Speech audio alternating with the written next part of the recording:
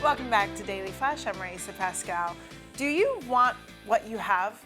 Sounds like an easy question, right? Well, for those who struggle with hoarding, the answer is not always an easy one. Today, we are going to explore hoarding and understand the complexities of that very question with PhD-educated English scholar and author of The Hoarder's Wife, Dr. DEBORAH GREENHUT. Welcome to the show, DEBORAH. Good morning, Riesa. It's a pleasure to be here. Now, if anyone is qualified to write a book on this subject, it would be you, who spent 35 years of your life married to a hoarding husband. What was that experience like, and how did you draw on that for your award-winning debut novel? Well, thank you for asking. In the beginning, I don't think I understood that my husband was a hoarder, and I don't think he did either. He was a kind of absent-minded professor, kind of lovable in a comical kind of way. Was always late, lost his keys, and so on. But as life progressed, I think that he often became disillusioned or upset that he couldn't always achieve what he wanted to achieve. And that was probably due to the ADHD, which he always had, which we only found out about 20 years after we were married.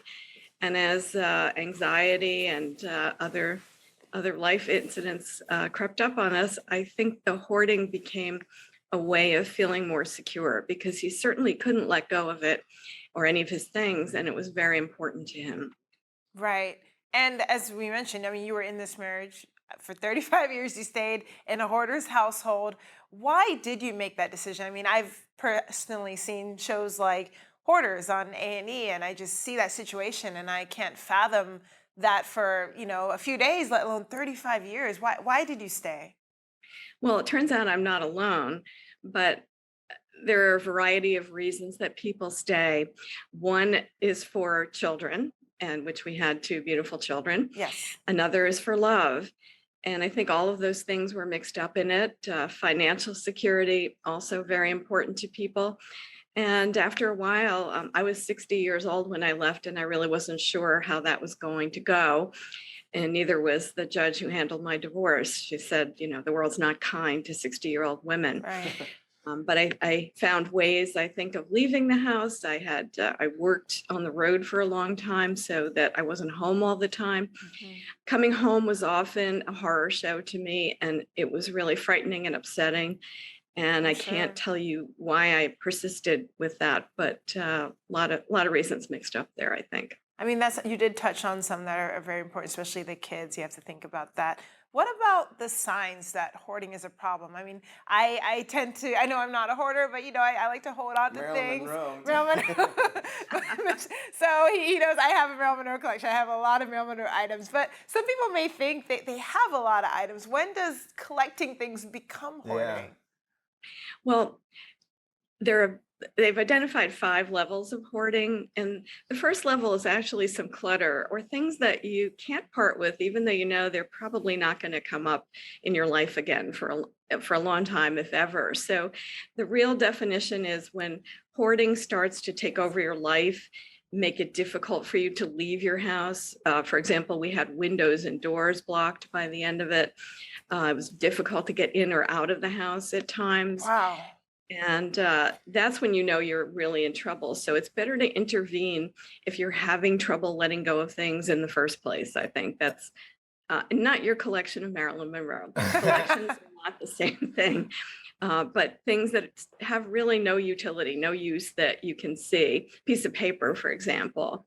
And my husband hoarded everything by the end. Food, spoiled food. Wow. It didn't matter. Everything had to stay in the house. Yeah, it's a sickness because we attach emotions onto all these things. And I had to jump in on this conversation because I'm kind of going through this with my son's stuff. He was killed several years ago, and I have his shoes, and I have a hard time getting rid of that.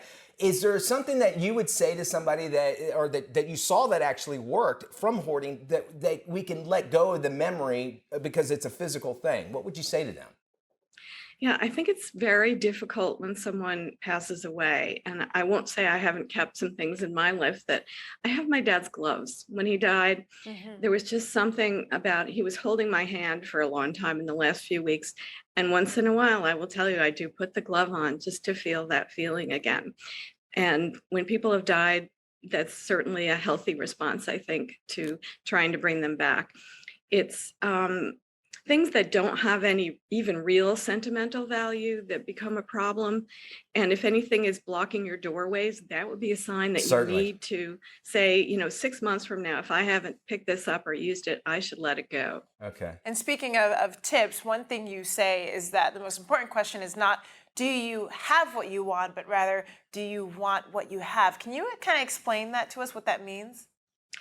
Yeah, it actually came from my husband, so it's kind of one of life's little ironies. I was saying one day, I just don't have the right, I can't even remember what the object was. I don't have the right thing. I have to get another one. He said, it isn't, do you want what you have? Do you have what you want? It's, do you want what you have? And it really stopped me cold. And I thought, I don't want all this stuff.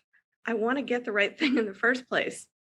And then again, at the end of my marriage, I asked myself the same question. I looked around the house. We'd had an episode of anger that was just beyond belief. And I looked around and I said, do I want what I have? Yeah. And the answer was no. Yeah, it's it gets lost in the big clutter. I can imagine that. It's a good thing that there's technology out there. I have found just taking pictures of something that maybe had sentimental and then putting it in a folder. This went down to just this, and I could look at it and remember that. I don't necessarily have to touch it. If folks want to find out more information about your books and such, and so hoarding as well, where can they go? Well, it's available on Amazon, which means it's available everywhere. So it's easy Yes. to order. And there's a Kindle version there, and on Barnes & Noble has a Nook version as well, if you prefer the e-reader. Very good. So those are good places to look, and any bookstore can get it for All you. right. I would say the Nook, because in that way you don't have a book that takes up space. I'm just joking. but it would be a little ironic. Yeah. This is very interesting, very intriguing as well. Thank you so much for joining us. Thank you, Dr. Deborah.